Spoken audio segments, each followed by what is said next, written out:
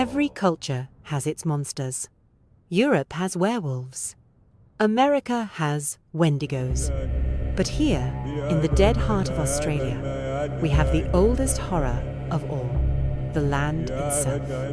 And Uluru. Uluru remembers. The outback doesn't forget. The scorching sun bakes memories into the red earth, and the wind carries whispers older than time itself. But Uluru doesn't just remember, it collects. For over a century, tourists have stood before this monolith, cameras in hand, never realizing their photos held something impossible. Shadows that didn't match, shadows that moved on their own, shadows that weren't theirs. Most never noticed. But Ella did, and that's when the rock began to watch her back. Ella had scrolled past the post a dozen times. Some local myth, chasers rant about a Jarrah elder who knew Uluru's secrets. The comments called him a crank, but the photo caught her. An old Aboriginal man with a wooden pendant, its carvings identical to the shadow in her selfie. The caption read, "Jarrah knows where the missing go. She didn't believe in ghosts." But as the desert wind howled outside her hostel window, she booked the next bus to Mutitjulu. Ella was curious and wanted adventures. And this exactly why she came to Australia.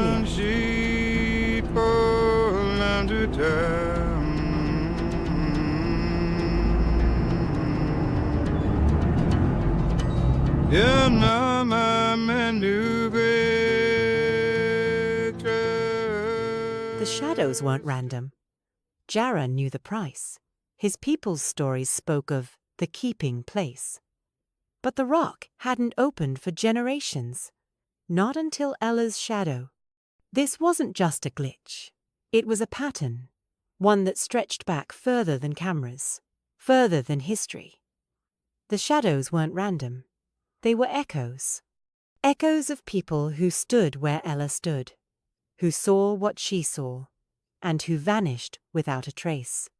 Jarrah knew the stories. His ancestors had warned of the keeping place, a chamber where Uluru stored what it took. But the door hadn't opened in lifetimes. Not until now. Not until her.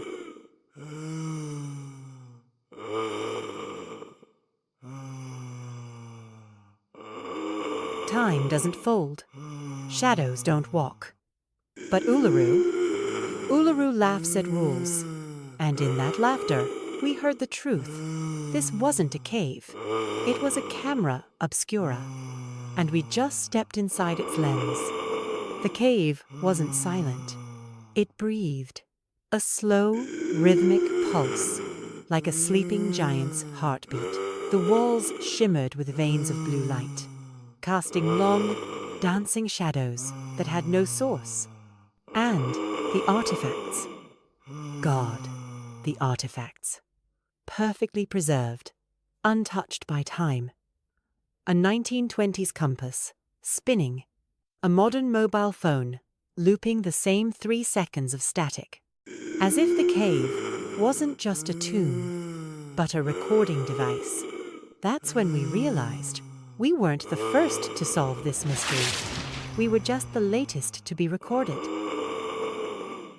We thought we were solving a mystery. We weren't. We were feeding it, because some doors should stay shut. The shadows are time refugees. Uluru steals them to warn about an incoming cosmic event. The pool wasn't water. It was a projector, a window into moments Uluru had stolen.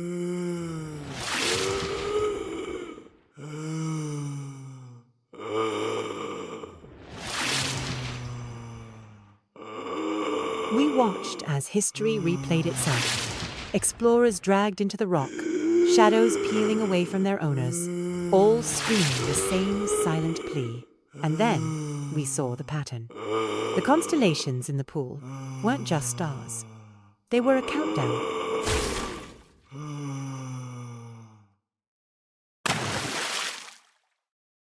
Jarrah knew the truth. Uluru wasn't a monster. It was a sentinel. A warning carved in stone and shadow. and we'd just tripped its alarm. They sealed the cave, called it unstable. But we know the truth. Uluru isn't done collecting, and the next time it opens its doors, the shadows won't just be watching. They'll be waiting. Fact: in 2019, a team of geologists recorded ultrasonic vibrations emanating from Uluru's base, frequencies matching neither seismic activity nor wildlife. The report was buried. The official explanation? Atmospheric interference. But locals know better. The rock wasn't shaking, it was humming.